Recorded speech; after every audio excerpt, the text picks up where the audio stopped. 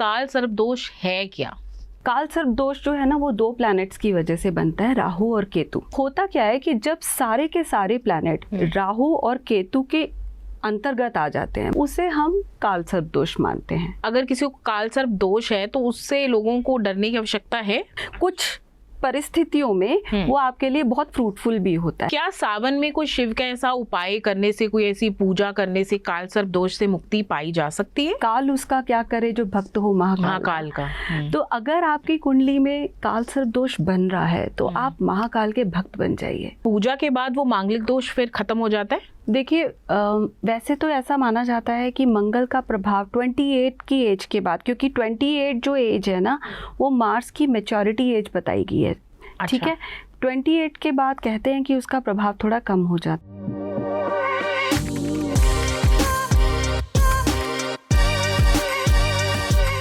Hello दोस्तों, आज के पॉडकास्ट में हमारे साथ हैं एस्ट्रोलॉजर सीमा हरित पुंजी, जो कि विख्यात एस्ट्रोलॉजर हैं, और आज हम उनसे कुछ ऐसी इंटरेस्टिंग बातें जानेंगे और कुछ जानेंगे जो आपके सवाल हैं उनके आंसर्स भी। जैसे बहुत सारे हमारे ऐसे व्यूवर्स हैं जिन्होंने हमें काल सर्प दोष के बारे में पूछा है और मंगल दोष के बारे में पूछा है, तो इन्हीं सभी बातों के ऊपर आज हम सीमा जी से चर्चा करेंगे। सीमा जी, आपका बहुत बहुत स्वागत है। जय माता दी। जय माता दी। सीमा जी, आज का जो हमारा पॉडकास्ट का विषय है वो है, सबसे पहले जो मैं आपसे जानना चाहूँगी वो है काल सर्प दोष। काल सर्प दोष का जब नाम आता है, चाहे किसी को इसके बारे में पता है या नहीं पता, लेकिन कोई अगर किसी को बोल देना कि तेरी कुंडली में काल सर्प दोष है तो वो बंदा एकदम से डर जाता है। और मुझे लगता है काल सर्प दोष का नाम ही कुछ ऐसा है, काल भी आ गया, सर्प भी आ गया और ऊपर से दोष आ गया। तो सबसे पहले तो आप हमारे व्यूवर्स को ये बताओ कि काल सर्प दोष है क्या? देखिए, काल सर्प दोष एक्चुअली में होता क्या है, ठीक है। अब काल सर्प दोष जो है ना वो 2 प्लैनेट्स की वजह से बनता है, राहु और केतु। अच्छा, ठीक है। अब क्योंकि इसको सर्प दोष क्यों बोला जाता है, क्योंकि राहु और केतु को हम सर्प मानते हैं एस्ट्रोलॉजी में। जो सांप का जो सर होता है उसको हम राहु मानते हैं, और जो उसकी पूंछ होती है उसको हम केतु से लेके चलते हैं। ठीक है। बेसिकली काल सर्प दोष कब बनता है? जब, क्योंकि राहु और केतु एक दूसरे से 180 डिग्रीज में हमेशा रहते हैं। ठीक है। मान लीजिए अगर कोई भी हॉरोस्कोप है, उसके लगन में अगर राहु बैठा है तो केतु उससे सप्तम होगा। अच्छा, क्योंकि वो हमेशा एक दूसरे से 180 डिग्रीज के डिफरेंस पे हमेशा रहते हैं। अच्छा। ठीक है। तो होता क्या है कि जब सारे के सारे प्लैनेट राहु और केतु के अंतर्गत आ जाते हैं, मान लीजिए राहु और केतु का जो एक्सिस है उसके अंदर में जब सारे प्लैनेट इकट्ठा हो जाते हैं उसे हम काल सर्प दोष मानते हैं। ओके, ठीक है। अब काल सर्प दोष भी कई प्रकार के होते हैं। ठीक है। क्योंकि राहु केतु का जो एक्सिस है वो 12 राशियों में अलग अलग, जैसे लगन में है या सेकेंड हाउस से बन रहा है या थर्ड हाउस से बन रहा है, इस तरह से 12 अलग अलग भाव में अलग अलग प्रकार के काल सर्प दोष बताए गए हैं। अच्छा, तो जिनकी कुंडली में काल सर्प दोष है या जो बड़े टाइम से काल सर्प दोष से ग्रसित हैं, तो क्या सच में उनको इस दोष से डरने की आवश्यकता है? देखिए, मुझे लगता है कि डरने की आवश्यकता नहीं है, मुझे लगता है हमें इसको समझ के चलना चाहिए। ठीक है। डरने जैसा इसमें कुछ नहीं है। देखिए, एक हर प्लैनेट की एक नैसर्गिक नेचर होती है।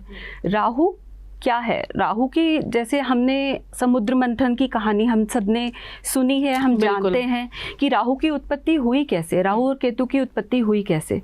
जब समुद्र मंथन हो रहा था तो उस समय समुद्र में से अमृत निकला। ठीक है। जब अमृत निकला तो भगवान विष्णु ने मोहिनी रूप धरा। वो चाहते थे कि अमृत का पान जो है वो देव करें। ठीक है। तो इसलिए उन्होंने मोहिनी रूप धारण करा। उन्होंने क्या किया कि सभी देवों को एक लाइन में बिठा दिया और एक तरफ सारे राक्षसगण बैठ गए। ठीक है। अब उनमें से एक राक्षस था जिसने ऑब्जर्व किया, जिसने ये देखा कि ये जो अमृत है ये देवों की तरफ जा रहा है, और वो मोहिनी, एक्चुअली उनके मोहिनी रूप से वो इतने प्रभावित हो गए कि वो उनको देखने में ही इतने मग्न हो गए कि वो जान ही नहीं पाए कि यहाँ चल क्या रहा है। लेकिन उनमें से एक राक्षस ऐसा था जो इन सब बातों को भाप गया। तो उसने क्या किया, अपना वेश बदला और वो देवों की तरफ आके बैठ गया। ठीक है। जब वो देवों की तरफ आके बैठ गया तो जब भगवान विष्णु ने अमृत पान कराते कराते उसको भी अमृत दिया, तो जब उन्होंने अमृत पान किया उनको रियलाइज़ हुआ कि ये राक्षस है जो कि भेष बदल के देवों की तरफ आके बैठ गया है। तो उन्होंने अपना सुदर्शन चक्र निकाला और उनका सर धड़ से अलग कर दिया। अब क्योंकि वो अमृत का सेवन कर चुके थे, वो उनके कंठ में जा चुका था, तो वो मर तो सकते नहीं थे, लेकिन उनका सर अलग हो गया। तो जो उनका सर था वो राहु के रूप में जाना गया और जो धड़ था वो केतु के रूप में जाना गया। ओके, तो हाँ इनको जी, तो राहु और केतु बोला जाता है जी। तो this is the whole story जो राहु और केतु की उत्पत्ति को दर्शाती है। अच्छा, तो इस तरह राहु और केतु की उत्पत्ति हुई जी। और जिनसे लोग आजकल बहुत डरते हैं कि राहु ग्रह खराब है और केतु ग्रह खराब है तो क्या चीजें करनी चाहिए, लेकिन हमने जो बात हम कर रहे थे वो कर रहे थे कि क्या सच में अगर किसी को काल सर्प दोष है तो उससे लोगों को डरने की आवश्यकता है? नहीं, मैं ऐसा नहीं कहूँगी कि डरने की आवश्यकता है, क्योंकि ज़रूरी नहीं है कि काल सर्प दोष है तो वो खराब ही होगा। अच्छा। कुछ परिस्थितियों में वो आपके लिए बहुत फ्रूटफुल भी होता है। हमारे पास ऐसे बहुत सारे एग्जाम्पल्स हैं, जैसे सचिन तेंदुलकर की आप कुंडली देख सकते हैं, उसमें काल सर्प दोष बनता है।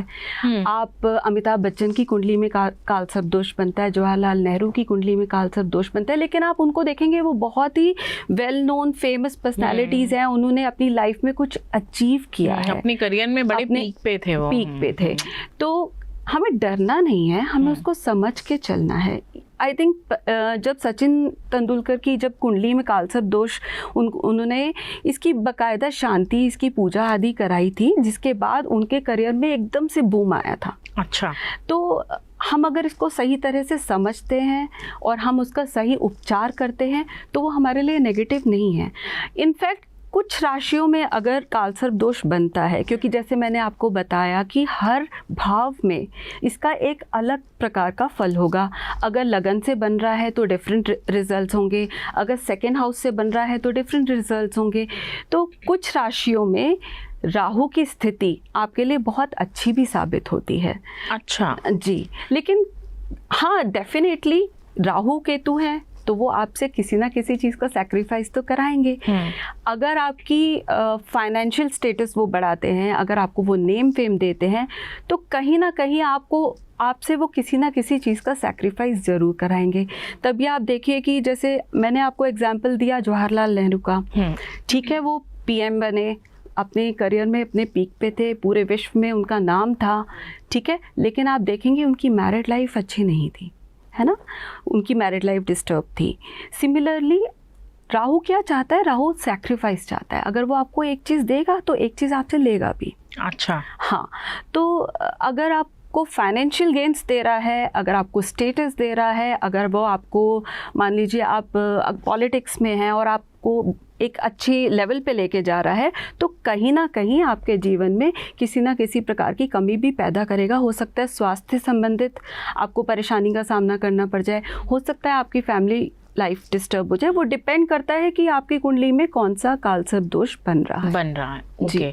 अच्छा सीमा जी, एक और चीज़, जब बात चल रही है काल सर्प दोष की, खास करके जब हम सांप का नाम सुनते हैं या लेते हैं तो कहीं ना कहीं हम इसको भगवान शिव से जोड़ देते हैं, है ना, क्योंकि भगवान शिव का वो श्रृंगार माना जाता है और सर्पों को भगवान शिव अपने गले में धारण करते हैं। बिल्कुल। तो सावन का महीना जैसे कि चल रहा है, तो इस मंथ में क्या जो लोग काल सर्प दोष से ग्रसित हैं और जिनका काल सर्प दोष बुरा है, क्योंकि अभी आपने बताया कि कई लोगों के लिए काल सर्प दोष अच्छा भी होता है और कईयों के लिए बुरा भी होता है, तो क्या सावन में कोई शिव का ऐसा उपाय करने से, कोई ऐसी पूजा करने से काल सर्प दोष से मुक्ति पाई जा सकती है? बिल्कुल बिल्कुल पाई जा सकती है। एक बहुत अच्छा मैं कुछ शब्द ऐसे बोलूंगी, जैसे कहते हैं ना कि काल उसका क्या करे जो भक्त हो महाकाल का। तो अगर आपकी कुंडली में काल सर्प दोष बन रहा है तो आप महाकाल के भक्त बन जाइए। उनकी सेवा अगर आप करते हैं तो काल सर्प दोष से आपको कोई परेशानी नहीं होगी, किसी चीज़ की दिक्कत आपकी करियर में नहीं आएगी। अब देखिए, वैसे तो काल सर्प दोष के लिए बहुत सी पूजा का विधान है, जैसे अच्छा। कि त्र्यंबकेश्वर में कालसर्प दोष की शांति पूजा कराई जाती है ना, वो कराने का विधान है। इसके साथ साथ महाकालेश्वर में भी आप जाके कालसर्प दोष की शांति पूजा करा सकते हैं। लेकिन इसके साथ साथ मैं एक चीज़ ऐड ऑन करना चाहूँगी। देखिए, क्या हम एक टाइम खाना खा के पूरा जीवन व्यतीत कर सकते हैं? नहीं कर सकते है ना। तो सिमिलरली अगर हम ये सोचे कि हमने एक बार पूजा करा ली और हमारा कालसर्प दोष शांत हो गया और जीवन भर हमारे साथ कुछ भी अनिष्ट नहीं होगा, ऐसा नहीं है। और ये सीमा जी, बहुत सारे लोगों ने ये अपने जीवन में, मुझे लगता है ये सोच अपनाई हुई है कि अगर किसी को कोई प्रॉब्लम है, एक बार पूजा कर लो। और कहीं ना कहीं लोगों के पीछे जो पूजा करवाते हैं जो लोग, उनसे मुझे लगता है उनको भी ये मैसेज कन्वे करना चाहिए, जो आपने बड़ी सुंदर बात अभी बोली कि एक बार खाना खाने से जैसे पेट नहीं भरता, तो इसी प्रकार एक बार पूजा करने से भी दोष से मुक्ति कैसे मिल सकती है। हाँ जी। तो कई लोग ऐसे हैं जो लगता है कि एक बार पूजा कर ली, किसी को मांगलिक दोष है, किसी को कालसर्प दोष है, किसी को कोई और दोष है, तो उनको लगता है कि एक बार पूजा करने से ये दोष खत्म हो गया और देन अभी मेरे आगे ग्रो करने का दिन आता है। लेकिन कई बार ऐसा नहीं देखा गया और उसके बाद भी वो डाउन होते हैं, रिजल्ट्स नहीं आते। देखिए, डेफिनेटली पूजा का प्रभाव तो होता है। आप जब पूजा कराते हैं तो उस जो कॉम्बिनेशन है जो आपको डिस्टर्बेंस लेके आ रहा है लाइफ में, उसका प्रभाव कम होगा। लेकिन हर एक चीज़ को आपको मेंटेन करके चलना पड़ेगा। पूजा पद्धति के साथ साथ या तो आप एवरी 3rd ईयर, हर तीसरे साल में कालसर्प दोष की पूजा कराते रहे, रुद्राभिषेक आदि करते रहें। अच्छा। नहीं तो आप अपने आचरण में कुछ ऐसे परिवर्तन करें। ठीक है, मैंने जैसे बोला कि आप महादेव के भक्त बन जाइए, तो उससे बड़ी चीज़ कोई भी नहीं है। डेफिनेटली महादेव की पूजा करने से, महादेव के भक्त बनने से, उनकी सेवा करने से या उनसे संबंधित उपाय करने से कालसर्प दोष की शांति होती है। और आपको इसको अपने आचरण में ले लेना चाहिए, आपको इसको अडैप्ट करना चाहिए। ये नहीं कि एक बार करा ली तो हो गया, ऐसा नहीं। आपको इसको अपने स्वभाव में ढालना चाहिए। अगर आप रेगुलर बेसिस पे ये चीज़ अपनी लाइफ में, अपनी दिनचर्या में अडैप्ट करते हैं ना, तो आप खुद अपनी लाइफ में चेंजेस नोटिस करेंगे। तो ऐसा भी हो सकता है कि रोज़ाना में शिवालय में जाइए, रोज़ाना आप सुबह नहा धो के जो भी है, तो अपने काम में जाने से पहले शिवालय पे जाइए और भगवान शिव को जल अर्पण कीजिए, जो भी उनको पसंदीदा चीज़ें उनको अर्पण कीजिए। कहीं ना कहीं मुझे लगता है ये चीज़ भी फ़ायदा करती है लोगों को। बिल्कुल फ़ायदा करती है।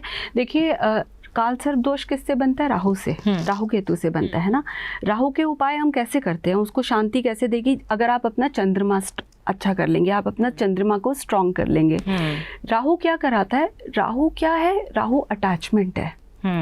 केतु का स्वभाव कैसा है? वो डिटैचमेंट है। अच्छा। राहु जहाँ बैठेगा, जिस भी भाव में बैठेगा, उस संबंधित भाव से आपको अटैचमेंट देगा। फॉर एग्जाम्पल, एक एग्जाम्पल लेके चलते हैं। मान लीजिए आपके लगन में राहु है, तो जिसके लगन में राहु होगा ना, उसको खुद से बहुत लगाव होगा, क्योंकि लगन क्या सिग्निफाई करता है? हमारी पर्सनालिटी को। ऐसा बंदा सेल्फ ऑब्सेस्ड होगा, वो अपने से इतना प्रेम करेगा।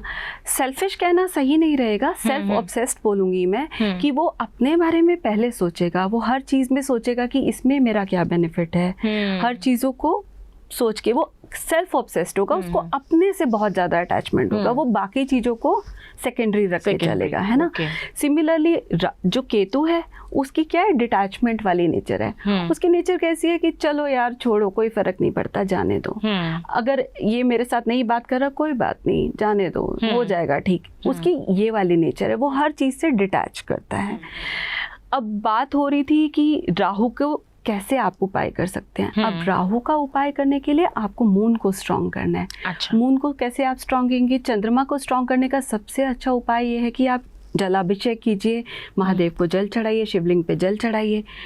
अब क्योंकि अब सावन आने वाला है, इससे अच्छा समय तो हो ही नहीं सकता, है ना। क्योंकि सावन का महीना अपने आप में इतना श्रेष्ठ है कि इस टाइम पे की हुई रेमेडीज, इस टाइम पे किए हुए पूजा पाठ अनुष्ठान का आपको विशेष फल मिलता है, बिल्कुल, बिल्कुल। तो इस टाइम पे अगर आप महादेव की उपासना करते हैं, उनके व्रत करते हैं, जल अभिषेक करते हैं, तो उसका आपको विशेष, और खास तौर पे अगर आपकी कुंडली में कालसर्प दोष बनता है, तो डेफिनेटली आपको बहुत बेनिफिट्स मिलेंगे, बहुत बेनिफिट। तो मतलब अगर काल सर्प दोष से मुक्ति पानी है, अगर काल सर्प दोष किसी की कुंडली में है, तो उनको भगवान शिव का भक्त बनना चाहिए, उनका जलाभिषेक करना चाहिए, उपासना करनी चाहिए। खास करके अभी जो सावन का महीना आ रहा है उसमें तो विशेष करके भगवान की जो पूजा वो करनी चाहिए। अच्छा सीमा जी, अब हम बात करते हैं, ये तो हो गई काल सर्प की बात, अब हम बात करते हैं मांगलिक दोष की जी।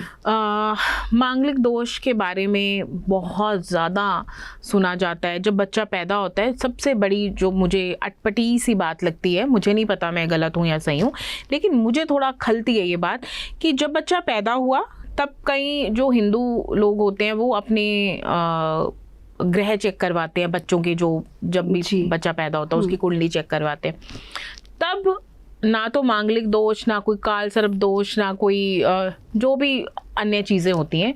लेकिन कुछ सालों बाद जब वो बच्चा बड़ा हो गया, जब उसकी शादी का समय आया, जब उसके लिए लड़का है या लड़की देख रहे हैं, लड़की है तो लड़का देख रहे हैं, तब अचानक से जब कुंडली मैच मेकिंग लोग करवाते हैं, है ना, मैच मेकिंग जब होती है तब पता चलता है कि बच्चा तो मांगलिक है। और इसकी जो शादी जो लोग कॉमनली सोचते हैं वो यही सोचते हैं कि मांगलिक का विवाह मांगलिक से ही होगा।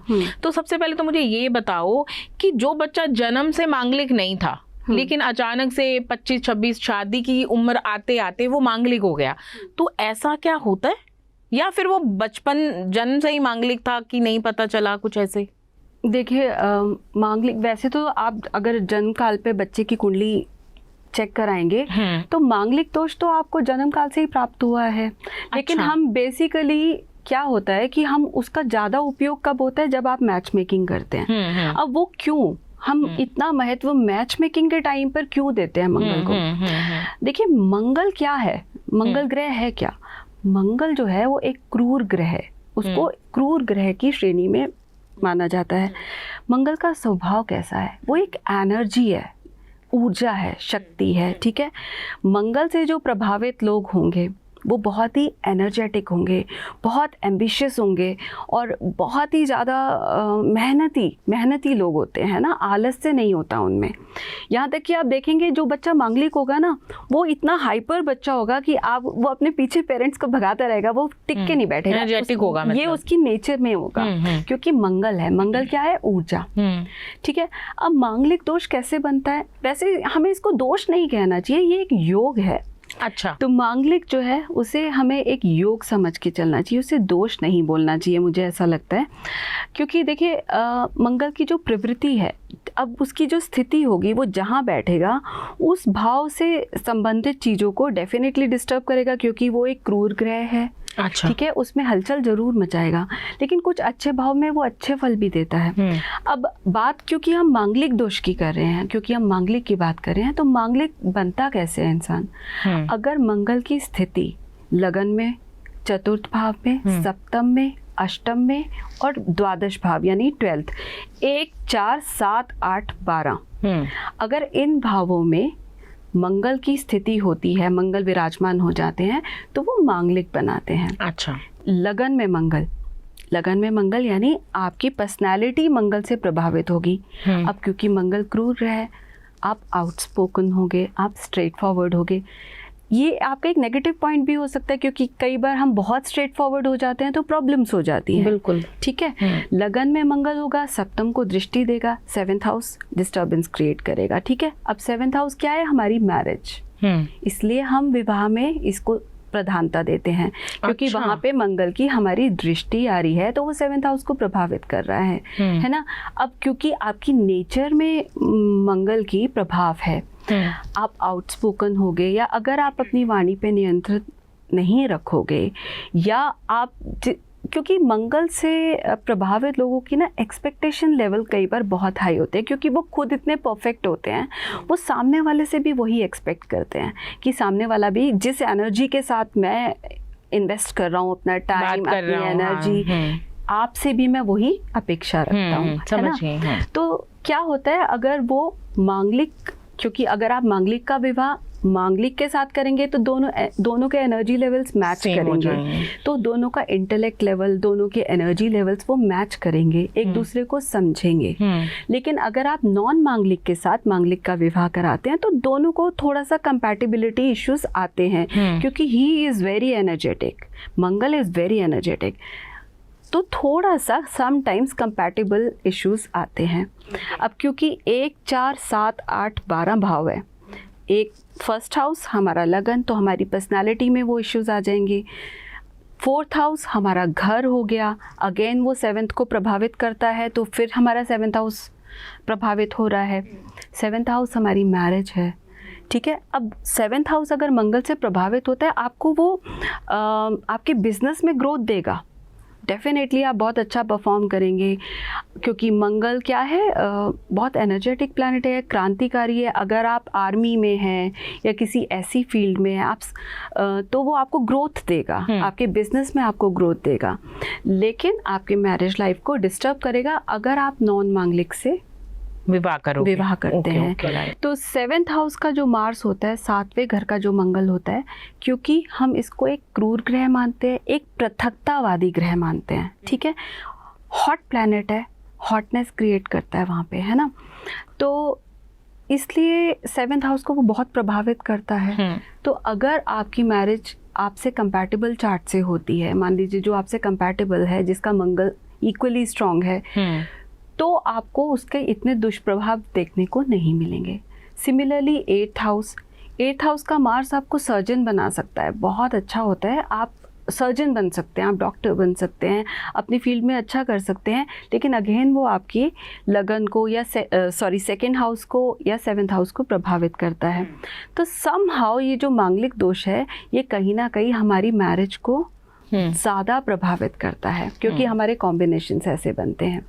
तो इसलिए उसको थोड़ा सा इम्पोर्टेंस दिया गया है कि अगर आप अपने से मैच करके, खासतौर पे जो मांगलिक हैं उनको कुंडली मैच करके विवाह का डिसीजन लेना चाहिए। लेकिन कुछ ऐसी परिस्थितियां, कुछ ऐसे कॉम्बिनेशंस होते हैं चार्ट्स में जिससे मंगल का परिहार होता है। खाली मांगलिक दोष देख करके हम उसको मना नहीं कर सकते। बहुत सारी अलग प्लैनेट्स की इन्फ्लुएंस से भी आपके मांगलिक दोष का परिहार होता है। अच्छा, हाँ, एक और चीज़ कई बार क्या होता है कि आज के टाइम में तकरीबन बच्चों की जो है वो लव मैरिजेस हो रही हैं, तो कई बार हमें देखने को क्या मिलता है कि जब शादी का समय आता है, 2 लोग एक दूसरे को पसंद करते हैं, लेकिन जब घर वाले उनकी मैच मेकिंग करते हैं तो एक की कुंडली में मांगलिक दोष है और एक की कुंडली में नहीं, नॉन मांगलिक है जी। तो ऐसे में कई लोग ये सुजेस्ट करते हैं कि मांगलिक दोष की पूजा करवा ली जाए, और आफ्टर पूजा ये जो बच्चे हैं आपस में लड़का लड़की शादी कर सकते हैं। तो क्या पूजा के बाद वो मांगलिक दोष फिर खत्म हो जाता है? देखिए, वैसे तो ऐसा माना जाता है कि मंगल का प्रभाव 28 की एज के बाद, क्योंकि 28 जो एज है ना, वो मार्स की मैच्योरिटी एज बताई गई है, ठीक है। 28 के बाद कहते हैं कि उसका प्रभाव थोड़ा कम हो जाता है। हाँ, डेफिनेटली पूजा से बहुत फ़र्क पड़ता है।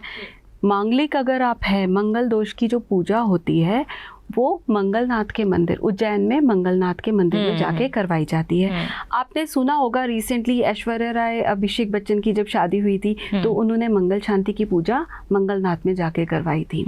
तो डेफिनेटली उसका प्रभाव तो ज़रूर होता है। मंगल शांति की पूजा कराना अनिवार्य है, ये तो आपको ज़रूर करानी चाहिए जी। हाँ, वो उज्जैन में मंगलनाथ का एक मंदिर है, माना जाता है अगर वहाँ जाके पूजा करते हैं तो मांगलिक दोष से पूर्णतः मुक्त हो सकते हैं। मैंने कहीं पढ़ा भी है ये चीज कि पूरे विश्व में मंगलनाथ का वो मंदिर सिर्फ उज्जैन में ही, और उज्जैन अपने आप में बहुत इंपॉर्टेंट जगह है क्योंकि वहाँ पे महाकालेश्वर का इतना प्रसिद्ध और विख्यात मंदिर है। अब पता क्या, ये बहुत इम्पॉर्टेंट है। आजकल ना एक और भी प्रचलन, लोग ऐसा सोचते हैं कि पूजा का क्या है, हम यहाँ बैठ के भी करा सकते हैं, हमें वहीं जाना क्यों है, मंगल शांति की पूजा हमें उज्जैन में ही जाके क्यों करानी है। देखिए क्या होता है, जो क्षेत्र होता है उसका बहुत रिजल्ट्स होते हैं, जैसे एक अपना ऑरा होता है, एक अपना ऑरा, एक अपनी एनर्जी, एक अपनी वाइब्स होती है। बिल्कुल। मंगलनाथ का मंदिर उज्जैन में ही क्यों हुआ है?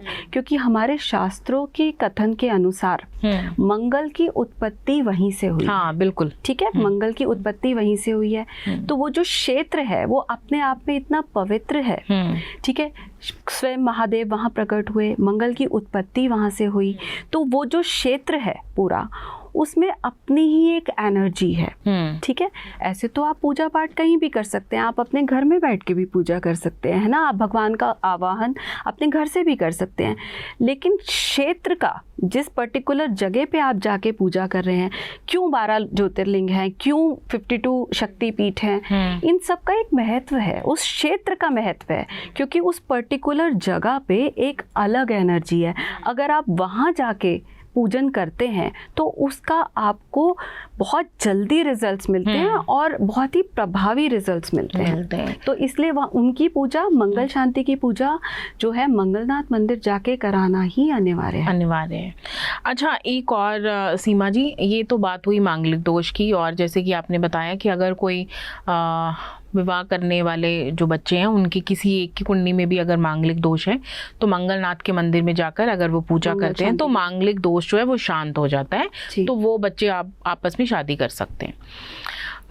जैसे कि एपिसोड के स्टार्टिंग में हम बात कर रहे थे श्रावण मास की, तो श्रावण मास में कोई ऐसे जेनरिक उपाय आप हमारे व्यूवर्स को देना चाहेंगे? जैसे बड़े सारे ऐसे बच्चे हैं जिनकी शादियां नहीं हो रही, कई ऐसी लड़कियां हैं जिनकी शादियां डिले हो रही हैं, या लड़के हैं, तो कोई ऐसा उपाय भगवान शिव से रिलेटेड कि वो करें? या फिर जैसे कि सावन में शिव की पूजा करनी बहुत ही इम्पॉर्टेंट और महत्वपूर्ण है हमारे लिए, क्योंकि वो बहुत ही जल्दी फलीभूत होती है। ठीक इसी प्रकार से गौरी माता की पूजा भी की जाती है, क्योंकि श्रावण के, जिस प्रकार से सावन के सोमवार के व्रत होते हैं, उसी प्रकार सावन में मंगला गौरी के व्रत भी किए जाते हैं।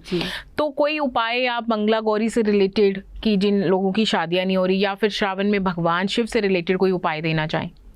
हाँ बिल्कुल, क्योंकि देखिए श्रवण मास का एक अपना महत्व है।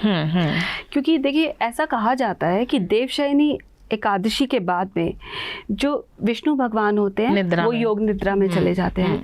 तो देखा जाए तो जो उनकी भी एनर्जीज हैं, जो उनकी शक्तियाँ भी हैं, जो सृष्टि का संचालन इस समय पे महादेव कर रहे होते हैं।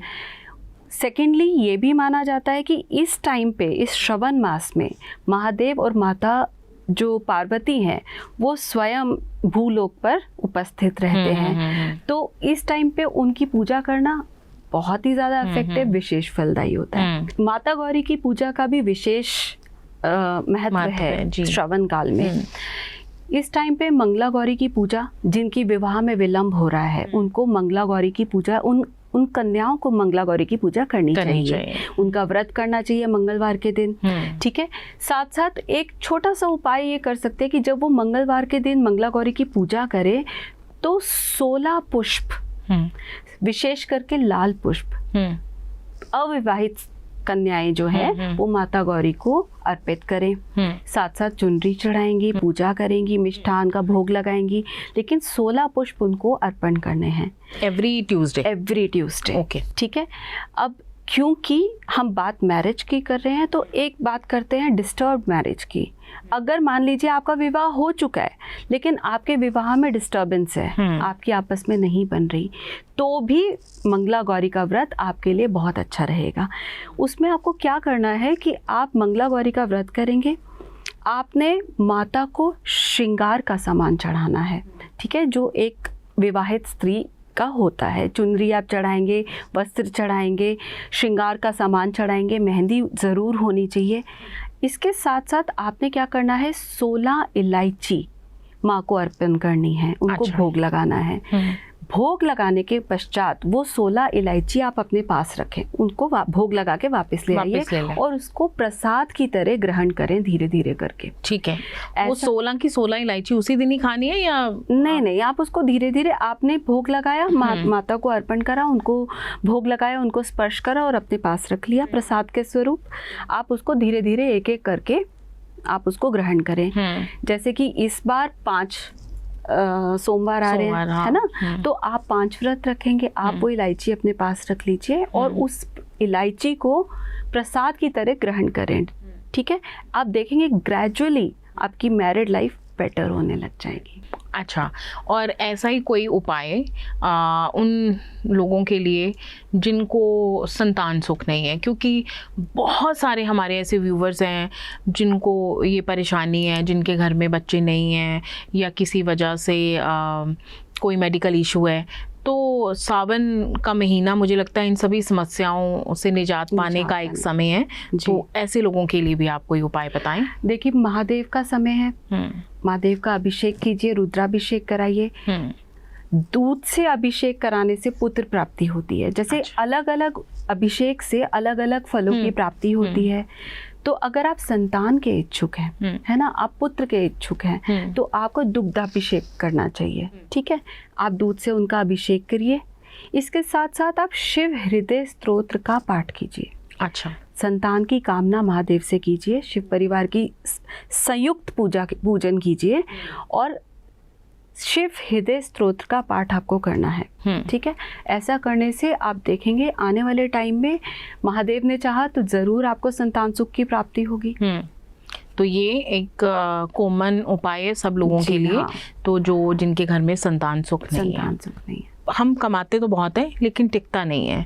हमारी इनकम बहुत ज़्यादा है, सैलरी बहुत ज़्यादा है, लेकिन फिर भी पैसे जो है वो सारे खर्च हो जाते हैं। सैलरी आई 10 तारीख को और 20-22 तारीख तक सब पैसे ख़त्म।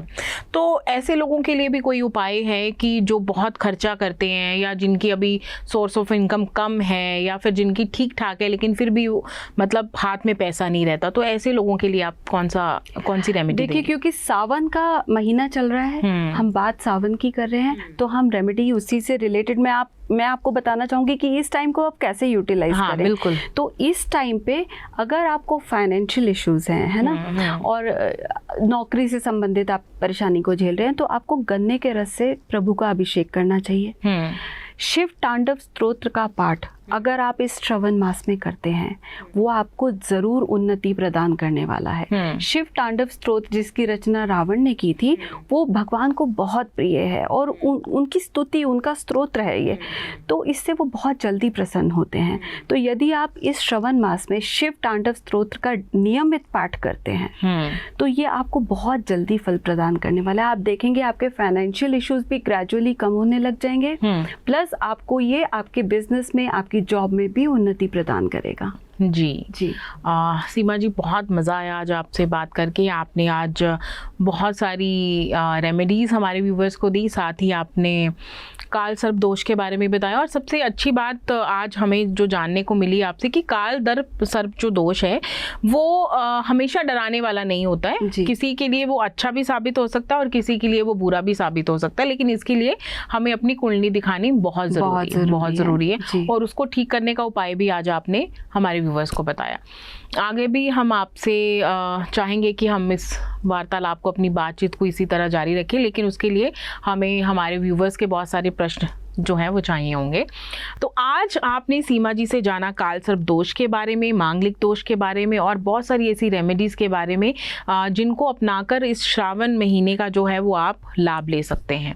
अगर आपका कोई और ऐसा प्रश्न है जिसके बारे में आप जानना चाहते हैं, जिसका उत्तर आप जानना चाहते हैं, या फिर आपकी कोई ऐसी समस्या जिसका समाधान आपको नहीं मिल रहा है, तो आप हमें लिख भेजिए। नीचे व्हाट्सएप नंबर जो है, हमारी ईमेल आईडी जो है वो चल रही है। तो हम अपने इसी कार्यक्रम के माध्यम से, इसी पॉडकास्ट के माध्यम से हम किसी नए जो एक्सपर्ट हैं उनसे या फिर सीमा जी से, जिससे भी आपका मन चाहता है, आप पूछना चाहते हैं, हम उनसे आपके प्रश्नों के उत्तर ज़रूर इसी शो के माध्यम से आपको तक पहुंचाएंगे। मिलेंगे अपने नए अगले एपिसोड में किसी और नए एक्सपर्ट के साथ। तब तक के लिए बाय बाय।